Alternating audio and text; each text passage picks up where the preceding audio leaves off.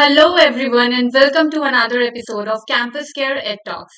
EdTalks is a platform where educators and leaders come on board and express their viewpoints related to education and society.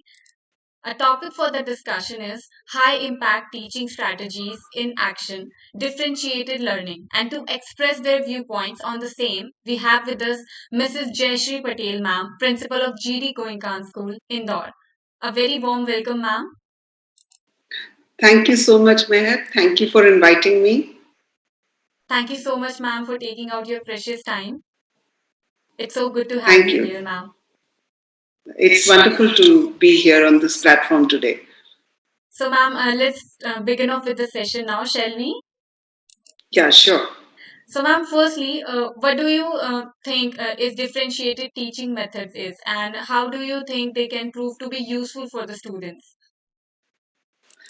Okay, so as you had just mentioned, it is a high impact teaching strategy.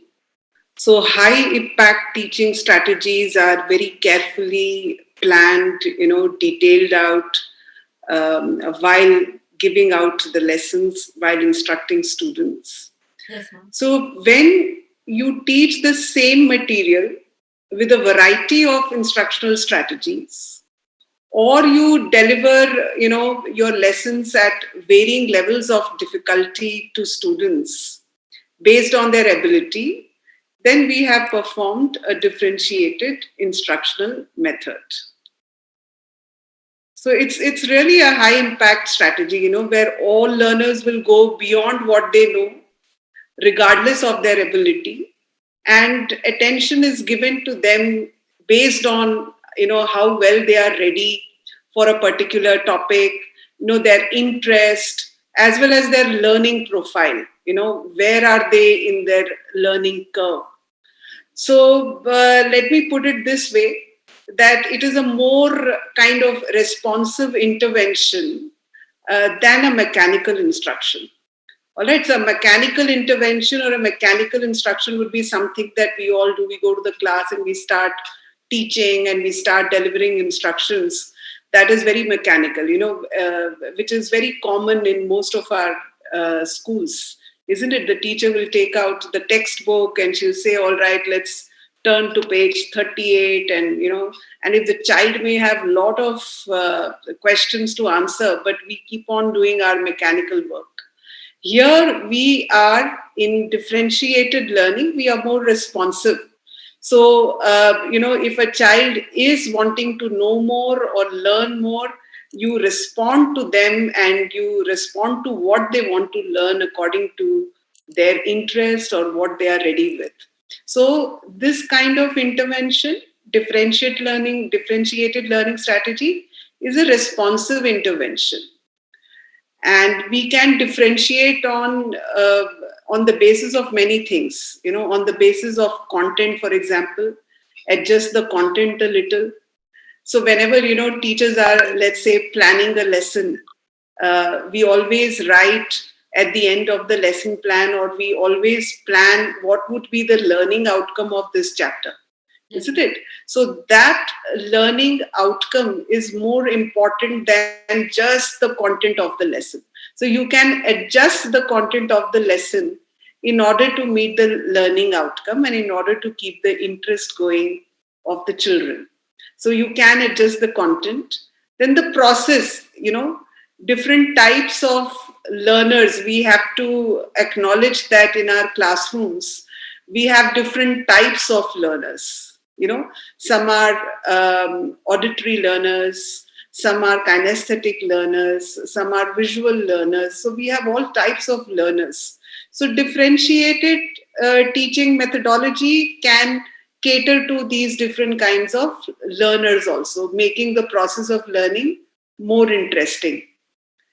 Then, of course, the way we test the outcome, which is the product, with how we test the learning outcome, can also be differentiated. It is not necessary that all of us have to do the same test. It is possible here that some may write one thing and the other may record something. You can make a PowerPoint presentation. So there are different ways of assessing. So overall, differentiated teaching method can cater to different types of learners and also at what level the students are in the class. Yes, ma'am. Thank you so much, ma'am. That was really an informative answer for you. Moving forward, ma'am, how do you think one can conduct good differentiated teaching programs at school?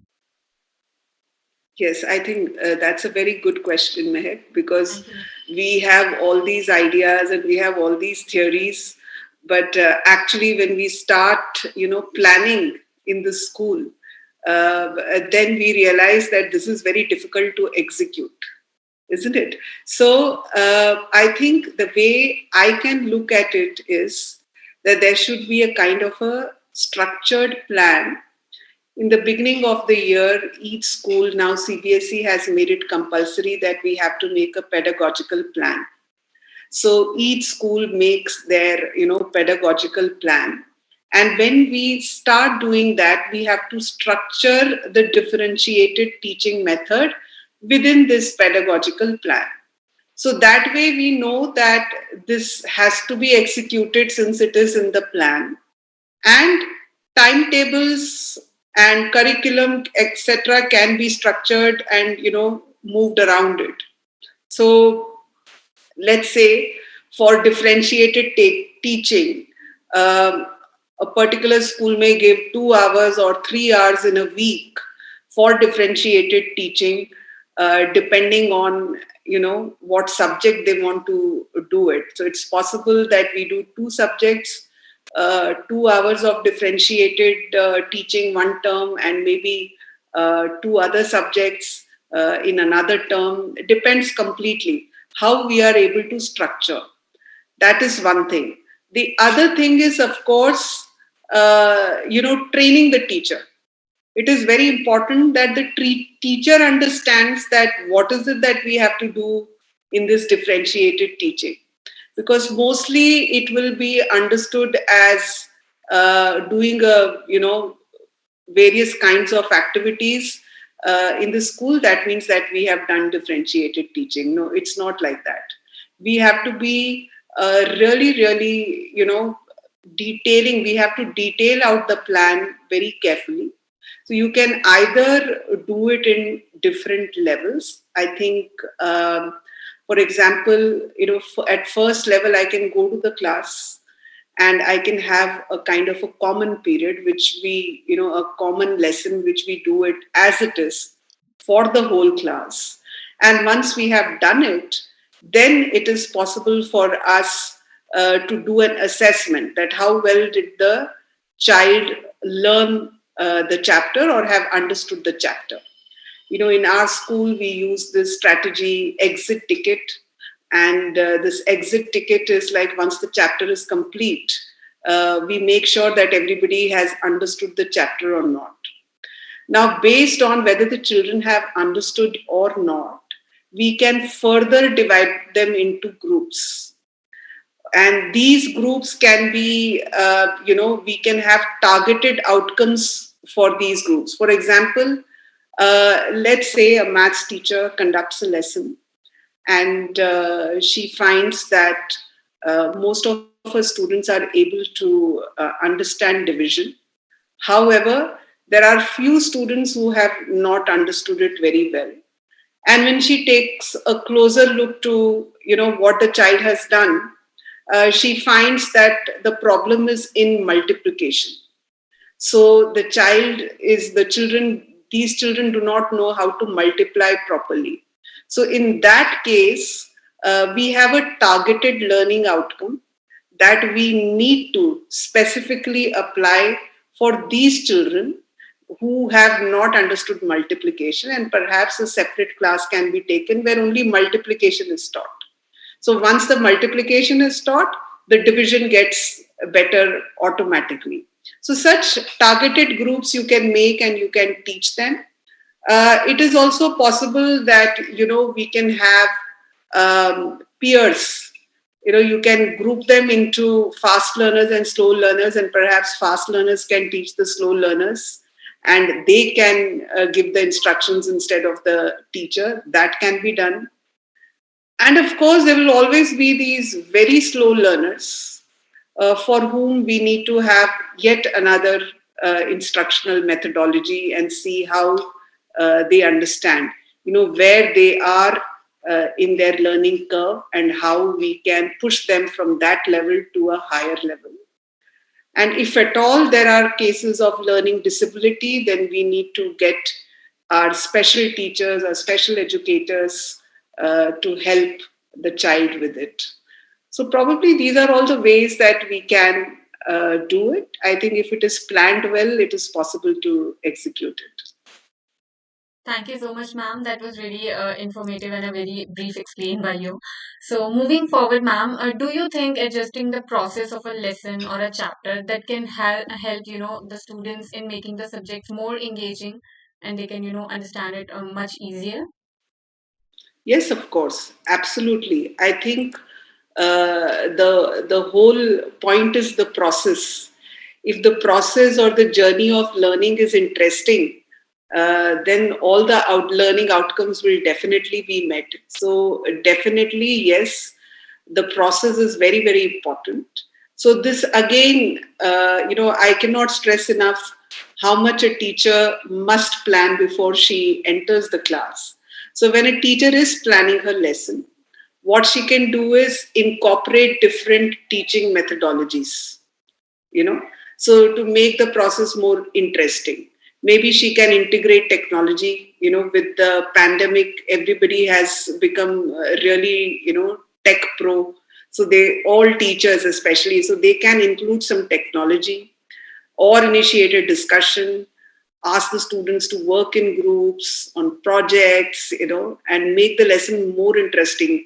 I think teachers are very creative. They can come up with a lot of ideas and make the process really very interesting. But to my, in my, experience, and what I have seen mostly in my school at GD Goenka, is that experiential learning works the best. Because it gives the student a kind of concrete experience, with that concept that he or she has to learn. And when you give the children a concrete experience, then it is possible for them to reflect and come up with their own ideas. So this makes the lesson more engaging and more understandable, as you had asked. Thank you so much, ma'am. Lastly, what do you think are the different ways in which teachers can differentiate instructions for the students? So, largely, I can think that it could be in two ways. One is the type of learners, as I had said earlier, whether it is a kinesthetic learner or a visual learner or an auditory learner.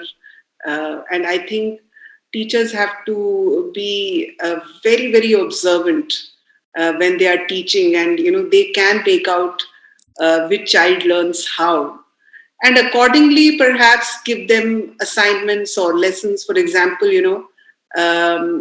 for an English lesson, a visual learner can create something like a graphic organizer of the story.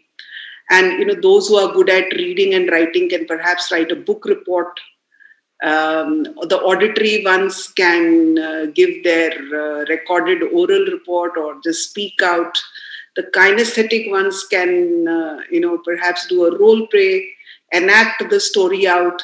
So these are all the ways that, the same lesson can be done in different ways for different types of learners. The second thing, of course, is what I had mentioned earlier, that according to, the readiness of the children, and at what level they are, we can divide them further into different levels. All right, like as I said, a common class, then perhaps differentiate them further with who has trouble with what kind of lesson. We can have targeted groups for that, and for the slow learners. So these are the two main ways that we can think of differentiated, and I'm sure there is a lot of research and theory in this. A lot of institutions abroad, as well as in India, are doing a lot of work in that. We have to still learn a lot, but on the whole, especially I feel, during this pandemic, there has been a lot of learning gaps. You will find that some attended online very seriously, and some did not attend online learning at all. So this has created, you can say, the students' learning outcomes at different levels. So some may be excellent, some may not be excellent, some do not know at all. So I think the next thing this year that we have to really practice is this high impact teaching strategy of differentiated learning. Thank you so much, ma'am. Thank you so much for the really information. I hope our viewers gained a lot of knowledge from you. And thank you so much again for being here. It was so lovely to have you here, ma'am. Thank you so much, Meher. Thank you for inviting me again. Thank you so much, ma'am. And for all the viewers watching us out, please subscribe to our channel for more stuff like this.